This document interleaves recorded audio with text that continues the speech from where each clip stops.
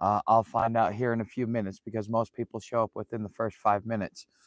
But good morning, good morning. I hope everybody is doing well. This is my morning rants with Professor Tuck. We're going to wait until I start seeing some people here in chat and stuff like that because usually I have a few people waiting. I might have accidentally put this unlisted. I think I made it public though. Not 100% sure. I just set it up and we'll see. But anyways, guys, I want to say thank you for being here. For those of you that are watching this post replay, I apologize about being a little bit long in here and stuff like that, but we'll find out what happens. I'm going to give it about 2 minutes. If I don't see anybody, I will go and see where I screwed up and fix it. So, because this needs to be public, huh? It's kind of strange. I'm used to having people waiting here. Okay, now we got people here. All right, good to see that. All right, I was worried that I accidentally put it private because yesterday it was private, and so I was like, oh crap, did I do that? Because usually like there's a few of you that are waiting. So good morning, all. I hope all is well. So we're gonna for this morning's morning rant. I am curious, and let me know down in the comments. Are you familiar with Jordan Peterson's talk on what is it on Adolf Hitler and Nazism and how the psychology of everything worked for those people, and why most people are saying, hey, look, uh, I, I'd never be like the Nazis, not realizing that even the Nazis thought that they wouldn't be like that at one point in time. So tell me down in the chat. Yes, Jordan Peterson. So you've heard that talk. So I'm just wondering if I have to repeat it or not. What's up, Tomcat? Nice to see you, buddy. What's up, Captain Apana? Okay. So, all right, Bucknut. Anyways, okay, so since most of you guys have probably heard of it and have listened to it, the main takeaway from that whole thing is that due to the issues of the day and what seemed like a logical decision, and somebody capitalizing on the anger and the frustration of society, they were able to capitalize on it. Now, whether they use it for good or bad means is up to that individual. But the hysteria was created. And in post Weimar Republic, which is Hitler's Germany, you got you had all of their financial epicenters taken from them. He's like, we're going to take back our economics because everybody was hurting, just like here in America. He said that the rest of the world's been taking advantage of us, and they screwed us over, and now it's our chance to stand up. And therefore, he also had to create a common enemy. For that period of time, it was the Jews, and then once he ran out of Jews, he had to create a new enemy with the blacks and the homeless. And the thing is, the same thing is playing out. And you say, well, that can't play out here in the United States. We defeated Nazism. No, if you keep listening to Vladimir Putin, one of the things he keeps saying is, we are on a crusade to end Nazism. If you listen to Billy Meyer, he says that the whole motivation for Zelensky to keep this war going is because he wants Russia to finish the job, because he himself is a Jew, but he's also kind of demented in the head. I'm not 100% sure like what the true correctness of that is, but that's just something to be thoughtful of. So I mean, after World War II, there was a mad rush by the Allies to go search and find out. And you hear about this, it's called Project Paperclip. There was this mad rush to go and to get the what do you call it, to get all the technology that Germany had. And one of the things that they had, if you guys have heard the stories of Foo Fighters, okay, so with Foo Fighters, with the Foo Fighters, what ended up, they were UFOs, but they were flying alongside bomber groups and stuff like that. From other information I've heard is that the whole reason why because it was part of their U-2 rocket program that they kind of stumbled across anti-gravity machinery. But the thing was, they couldn't figure out how to weaponize it. They couldn't figure out how to get missiles to be on it and everything else like that.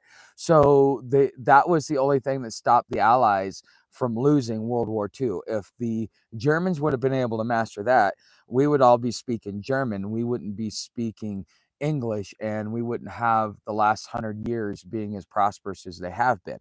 Okay, so we took those scientists because they were so smart, and we integrated them into our government, and they slowly infected our government because their way of thinking, their thoughts, and all of that made its way into policy, the things that we researched, the way that we treated our humanity. So whether we realized it or not, as the parable goes, for those of you that are Christian, about the wild olive branches, we didn't burn down the whole tree. We kept certain seedlings because it was like, ooh, this is enticing. Ooh, this will give us an advantage. And so not necessarily thinking about the consequences through the lens of arrogance, thinking, oh, it can't happen to me.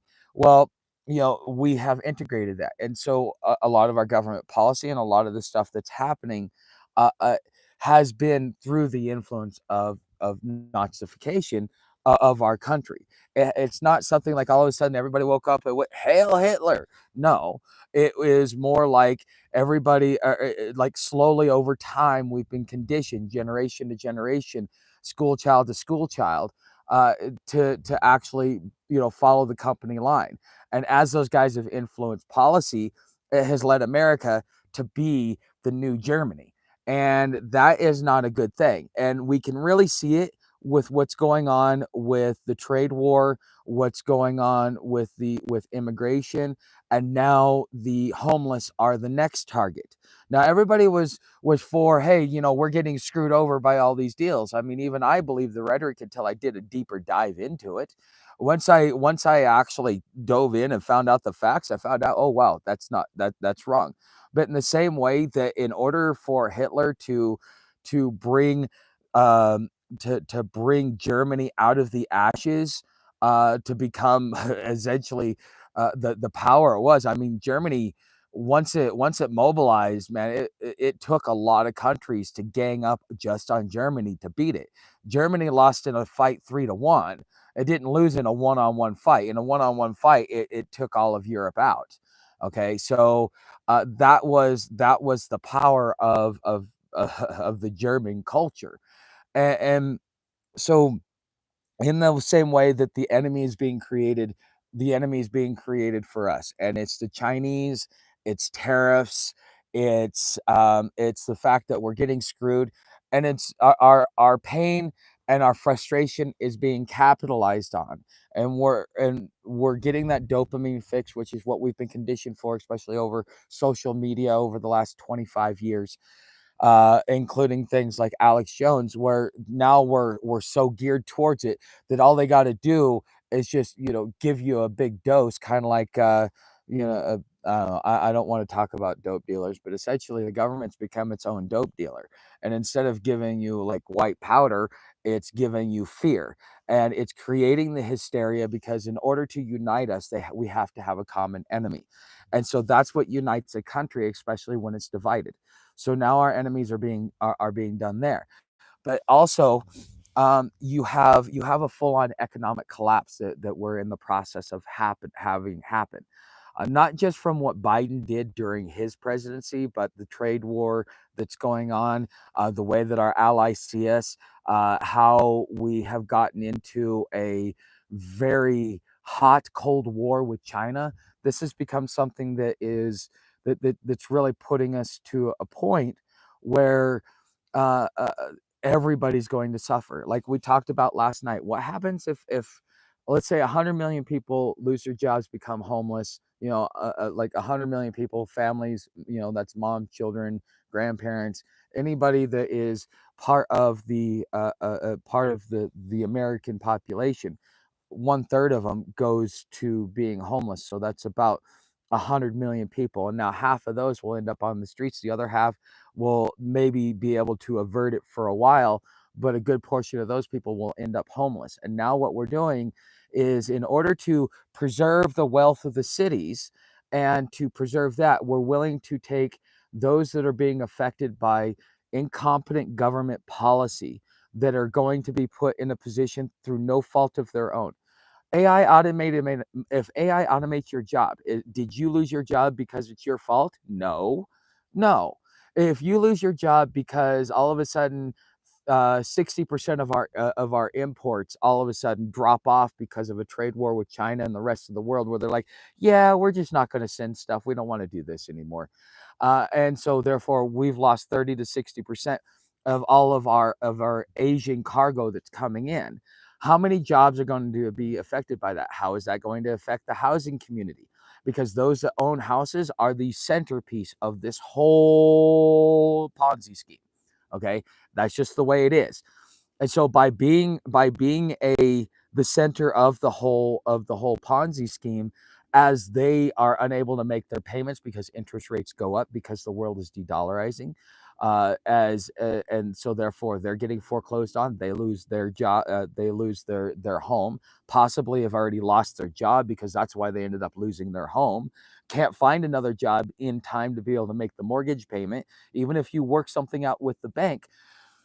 Okay, so what? How much more time is that going to buy you? And if everything is crumbling because of how our economy is set up on imports, and we're going into something like the Great Depression on steroids, because instead of being able to go to the farm, we're going to we're stuck in the cities.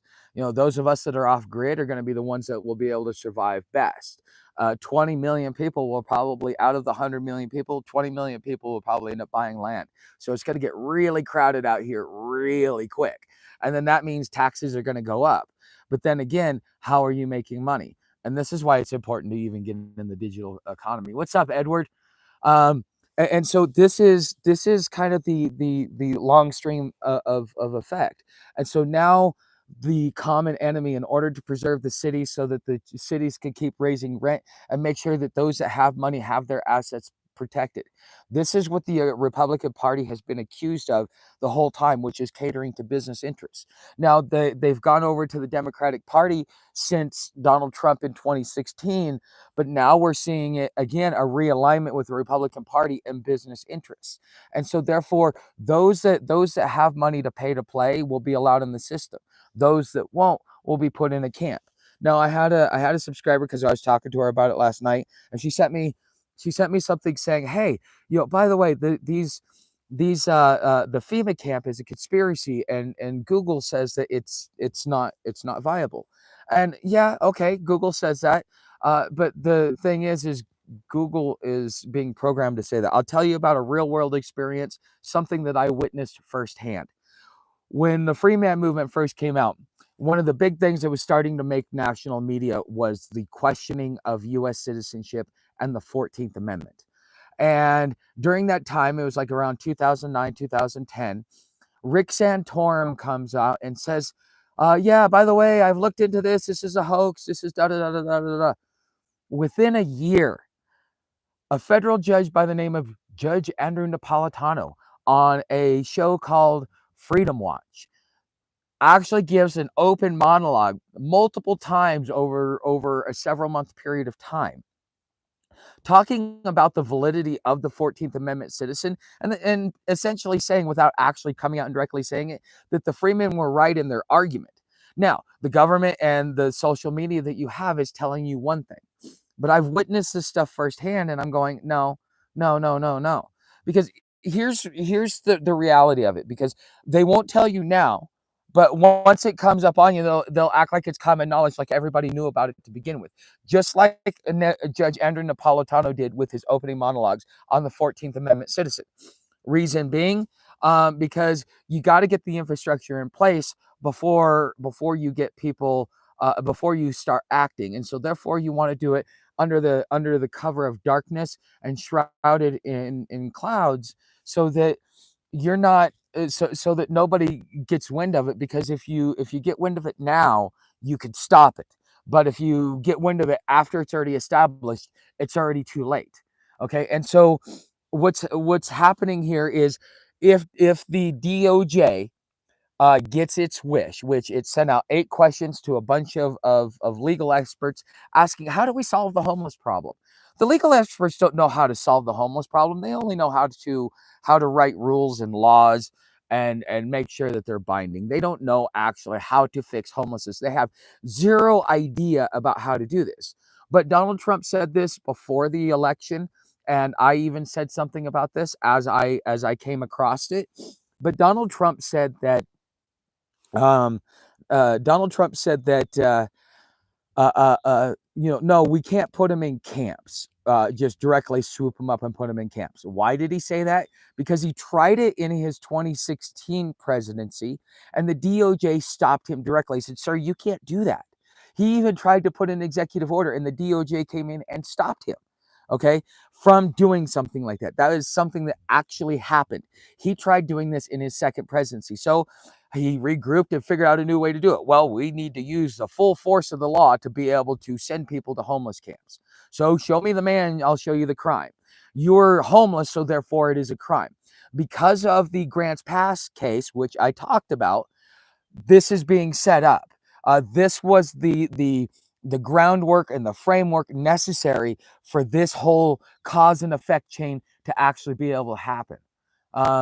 Yes, this is all Donald Trump made sure that he was going to get what he wanted done this presidency or during this presidency. So he made an alignment with people that would accomplish what he thought was the right thing.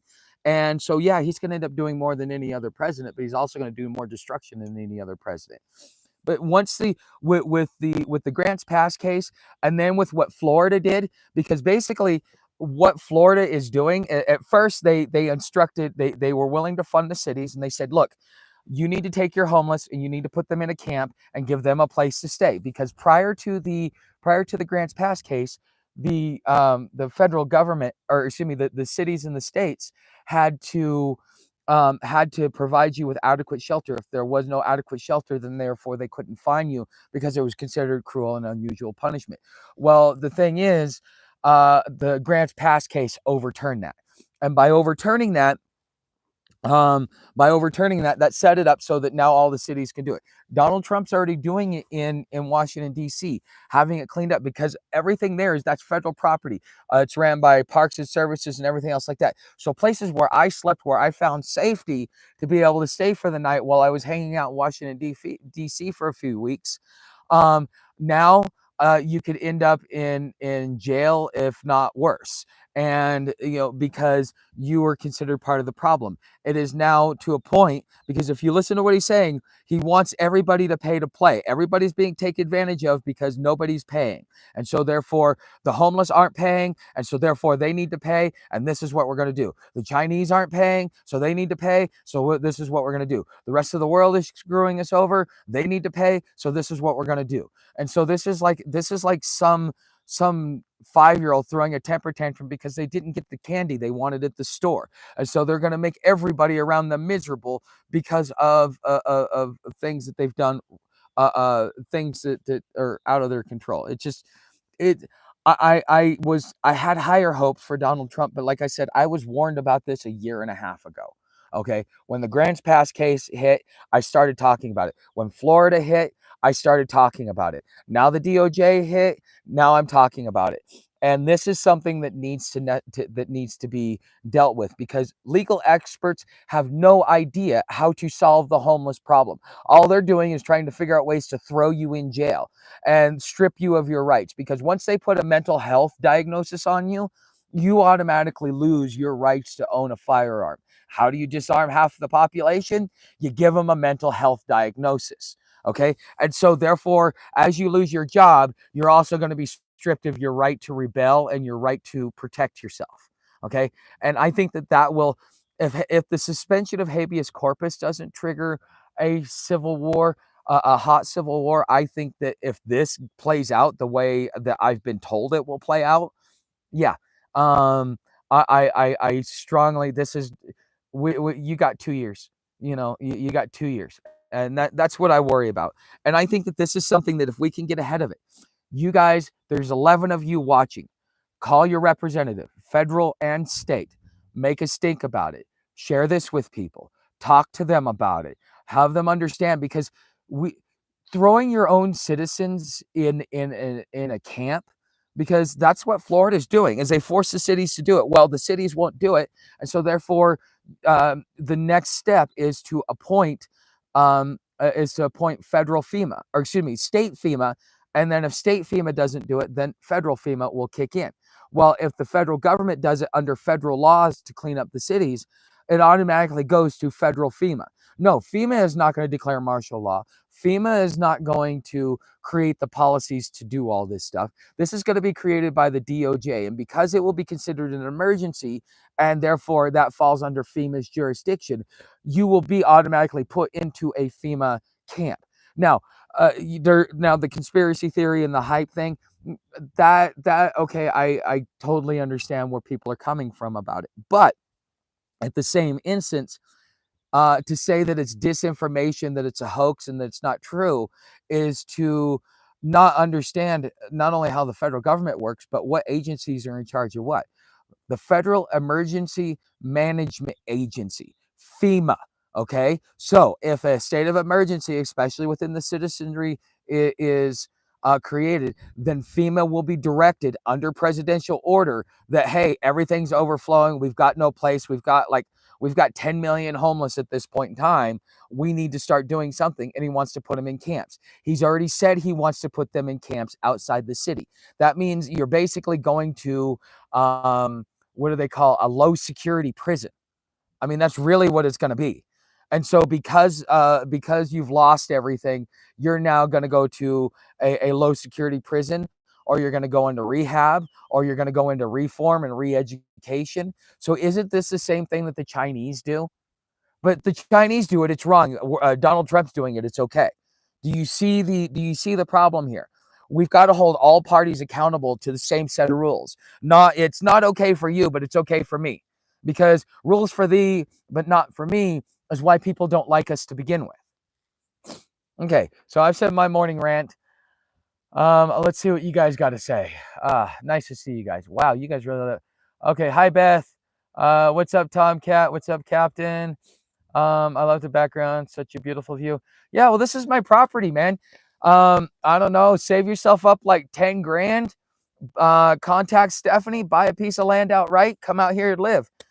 There's room out here for you, man. So, okay. Nice. You're back. No resting on laurels. World War II has been a while ago. Yes. Project. Yep. Okay, Tuck, how do we know for sure that homelessness is the next target? I should say, do we know for sure that the management plan would be encampment? Okay, Beth.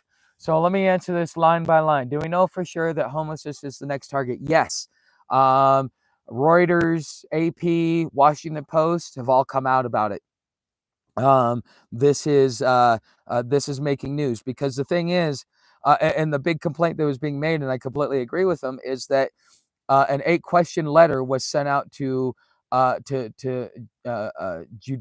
Justice Department officials, asking how the judicial department can deal with the homeless issue, which means now they're going to make laws on it.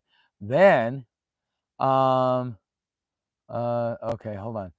And then let me go back to, let me see if I can, wow, it's way back there. Okay. Okay.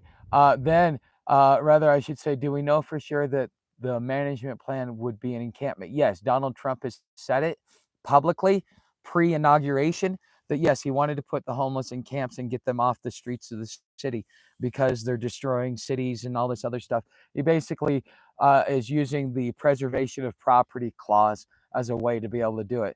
They want us unalive. I don't think, well, you know what? You might be right, Chris. I might agree with you on that one. But she doesn't have to pay, just guessing how strong mother-daughter bond is. Goes so deep. Okay. What's up, Craig? I thank you, but okay, sorry. Okay. Where's Sam? She's hanging out in the shade. She's over in her spot, most likely. I'm letting her roam for a while. I'm a little late. What? That's okay. Maybe Buddy Cheeseburger. Yeah, we'll go look for it in a second. People suddenly puts a strain on it, but yeah, fork. Yeah. Thank you. Okay, Edward, Tomcat. Okay, okay. Here comes Trump's answer to my question. Okay. Okay. He tried to take my can of hobo peaches, so I scared them away with my hobo knife. Uh, Samantha, get over here. Uh, all right. So if they privatize the camps and they can make money, we're screwed, honey. You know what? That's a good slogan. You should put that on a sign and post it in your front yard. Concentration camps named FEMA camp. Yeah, it's just, yeah, it's just how you name it. It's a naming thing because it's all about optics. If we name it the Federal Reserve, people will think it's a government entity and therefore they won't question it. So therefore, we're going to call ourselves the Federal Reserve because we're not federal, but yet we want to be seen as that. So okay, fine. I'm sorry to hear that, Captain Apana. Financing for and $15 a year property tax. Yeah. Um, Hi, a lot of men who would fight the government, they have locked them up in jail. I agree with you. Mostly on the West Coast, though. Oregon has turned the prison industrial complex into a business after the spotted owl. For those of you who don't know about the spotted owl, in the 80s, the environmentalists said, oh, we got these spotted owls here. They're an endangered species. You can't cut down the forest. So basically, it decimated small towns, basically destroyed the whole state of Oregon. We've had one of the highest unemployment rates in the country, with the exception of a couple of periods in time when the rest of the economy was doing good. But for the most part, yeah, they'll probably try to call it rehabilitation camps. No, no, they won't call it rehabilitation camps. They'll probably call it work camps. They'll probably try to reenact the CCCP, which I was asked to talk about that. And so since next week, I'm talking about the economic collapse that we're about to get into. Samantha, get over here. The economic collapse that we're about to get into. That is going to be a great segue, just to kind of, because I want to paint a picture, because with collapse comes the expansion of homelessness. It's already gone up 18%. That's a lot. Okay. And the thing is if they're saying that there's 700,000 people out on the streets versus a 650,000 that was normally out there, then that means that there's probably around um 5 to 7 million people that are actually homeless, because the only ones that you see out on the streets are the ones that have given up and just kind of just given up. That's part of what being on the streets does, especially if you stay static. Most people are figuring out ways to hide, have people that will let them stay on a piece of land. I've got several subscribers that tell me that story. That's even where Farm Girl is right now, otherwise she'd be homeless. um you've got people that have figured out situations that are cheap to live. Look at me. I pay less than $200 as a property payment, and uh, and that is my way to survive, because with what I make right now, I couldn't afford a place to live. So I would be homeless. And so I would be visibly out on the streets. Most people that are really homeless are making a little bit of money, and it's just enough money to be able to get by, but not enough to be able to afford, to pay, exorbitant amounts of rent and to pretend that you're rich. And so most of the homeless population you don't see. So they could easily lock up, let's say if there's 5 million, they could easily lock up 3 million of us, myself included. If they decide to start cracking down on ordinances here, we're all screwed. Anybody that was just, barely able to scrape by loses it. That means people on Social Security. That means people like me who are in the digital economy and make less than $1,000 a month. That means people that are just kind of working, living hand to mouth, just making enough so that they have free time, because they would rather have different priorities, and they're okay living like this because they're still being kind and careful with the land. They're not being destructive to it. But those are going to be the people that are going to be rounded up into these camps, because they're going to use the full force of the law to get us out. And that includes this area as well.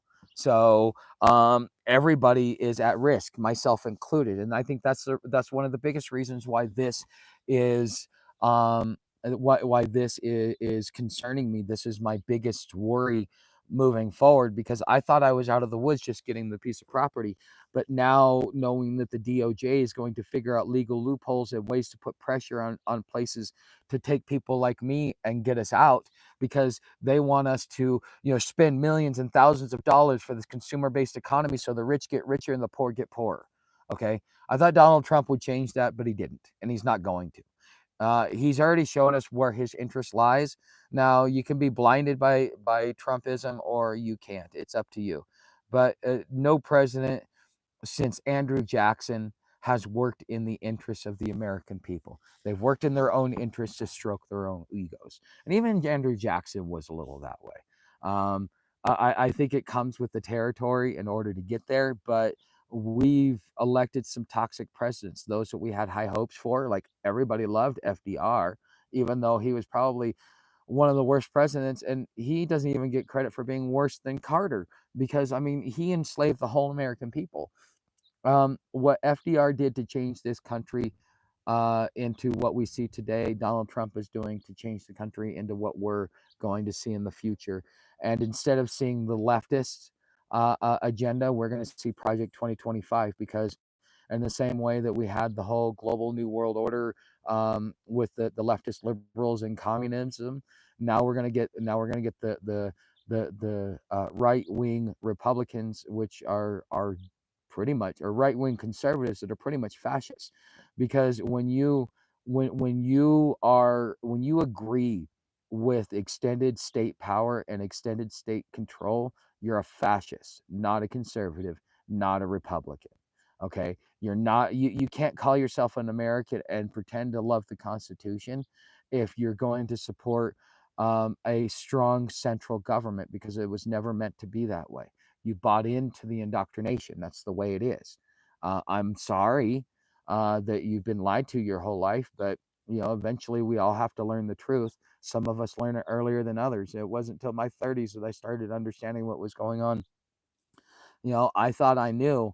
I was one of those people who was in mainline politics just like you guys. And then I had my eyes opened, and once your eyes are open, you can never unsee what you see. And then when you find proof and evidence of it to show you that that's actually true, then again, it's very hard to go back to the illusion, even though it'd be nice to go back to the illusion.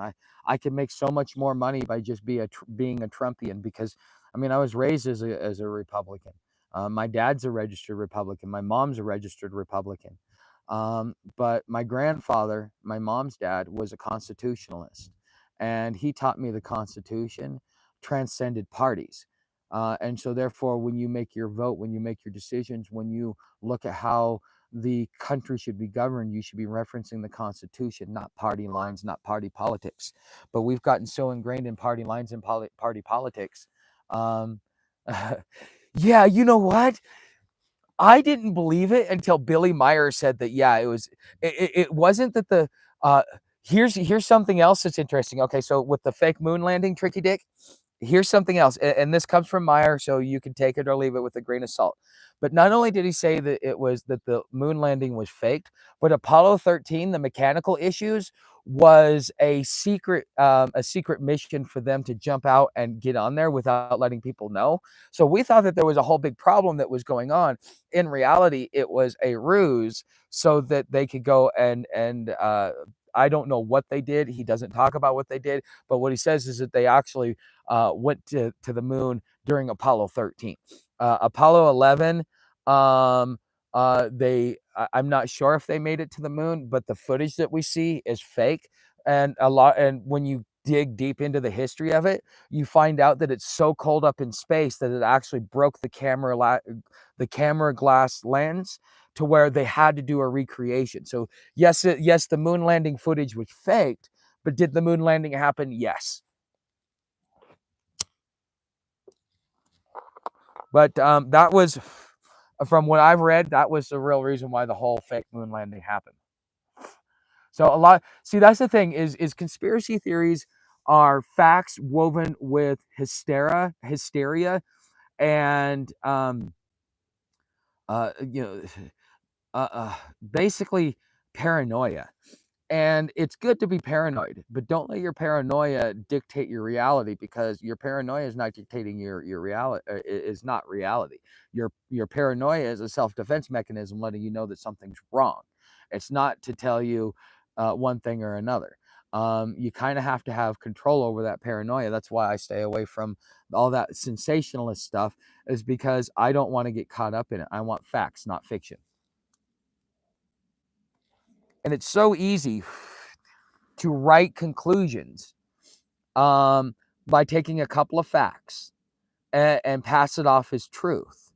Because in modern society, we look at truth as subjective. We don't actually go do our due diligence. For this week's videos, I did not keep my notes on my sources and stuff like that, because I'm just reading through a bunch of sources that I'm picking up doing advanced searches. But for next week's series, I will you'll have to be a member over on Patreon. I will put it for everybody to see that is a paid member. So if you're in the 5, 10 or 5, 10, 20 or $50 tier. So I redid the tier. So we have the Rebel Watcher, which is you're going to get posts and you're going to get the morning live streams. Okay. Then you've got Digital Homesteader, where I'm going to post weekly vlog updates that are just going to show you what I'm doing around the property. I may put some videos public just showing homesteading hacks, but if you want to know what I'm really doing around the property, you'll have to do something like that. That'll be in Digital Homesteader. Plus, once a month, I do a members only live stream where we talk about the business side of homesteading. Yeah, you got your land, but you got to be able to afford it, and you got to be able to grow your income. How do you do that?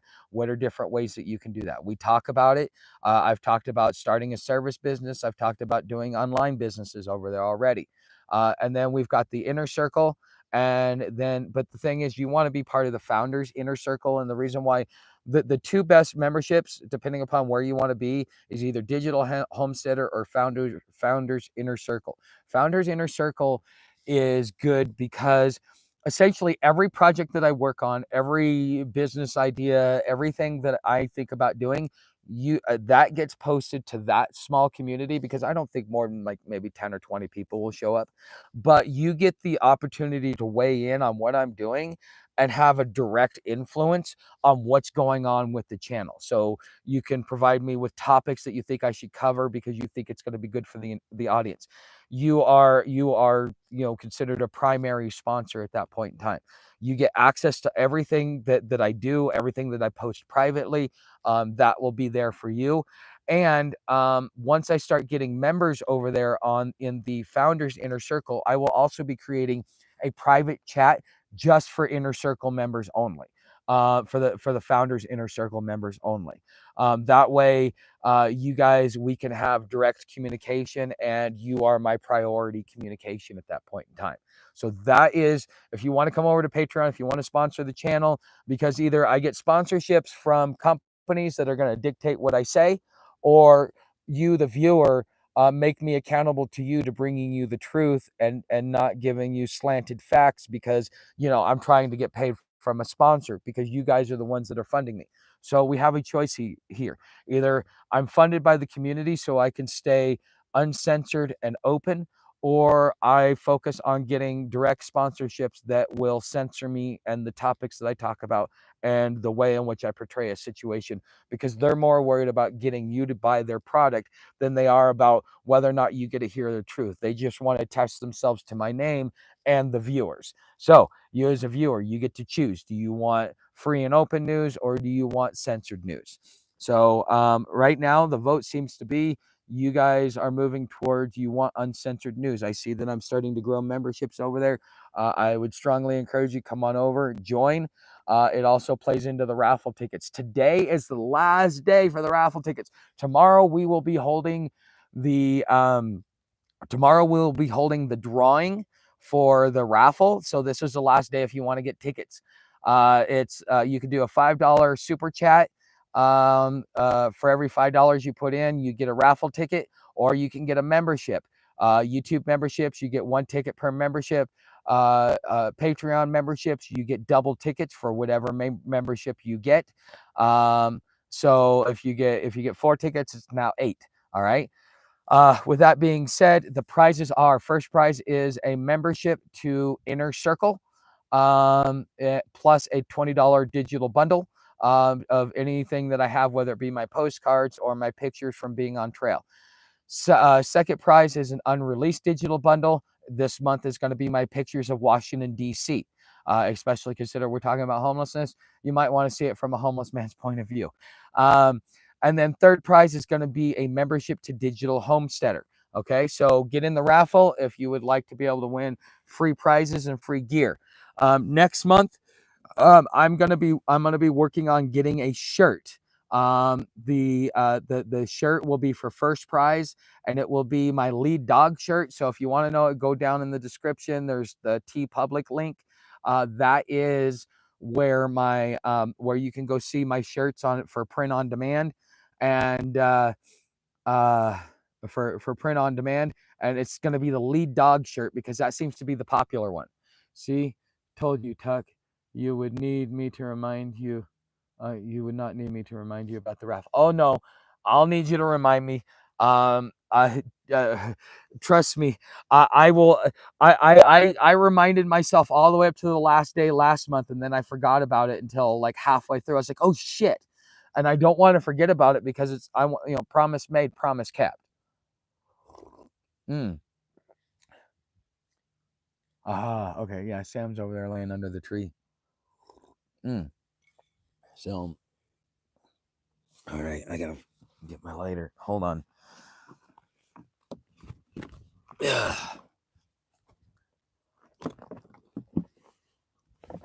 Honestly, I should cut out the bottom of this thing and turn it into a toilet over my bucket.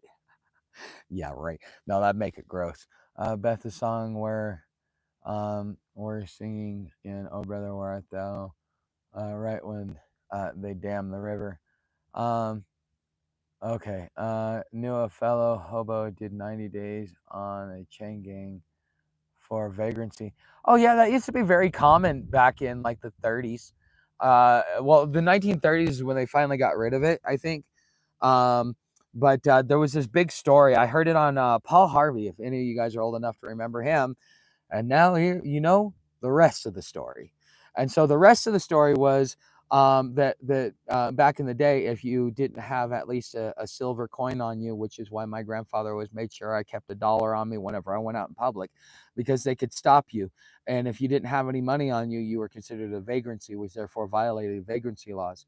So a kid was coming back from, I think it was like Notre Dame or something like that, to his home in Florida. His parents bought his ticket, was bringing him home. Well, they would stop trains periodically and check people's pockets to see if they had any money. And the kid, he didn't have any money because, his parents were paying for his college and everything else like that. The kid got put in a chain gang and in a swamp for about 2 years before he finally passed away. And nobody could find him. I mean, it was the equivalent of suspending habeas corpus. It wasn't officially suspended, but the way in which the strong arm of the law through politics was being influenced at the time. Anybody, if you were poor, you were deemed a part of the system. I mean, this is what we did in the 1930s. This is what we're doing now. It's what we've done before. It's what every other country's done in history. We're just repeating the same old thing. Okay, there's lots of history to back up that. Yeah, the poor and the ones that, because you're the easiest target. You're the one that they can sit and say, look, these are lazy bums. They'll never do anything. All they are is sucking on the system. They're useless eaters. Okay, well, that's the first useless eaters. Who's the next useless eaters? Because once you get rid of one enemy, in order to keep the public engaged in your hysteria to let you get away with it, you have to keep creating new enemies. Who's the next enemy? Because right now, all the migrants, they're being put out. Now that the migrants are being put out, now they got to find a new enemy, and that is the homeless. Okay, and who's after that? Is it going to be leftist liberals? Are we going to do what the Weather Underground did, but it's going to be a conservative spin versus a a liberal spin. I mean, this is a slippery slope, cause and effect. You don't have to have clairvoyancy to be able to see some of this stuff, because every nation has done this at one point in time as they fall apart. We're no different. Atlas Shrugged. Yeah, Atlas Shrugged was good. Paul Harvey as a little kid. Yes. Morning Tuck. What's up, DFH? Beth is okay.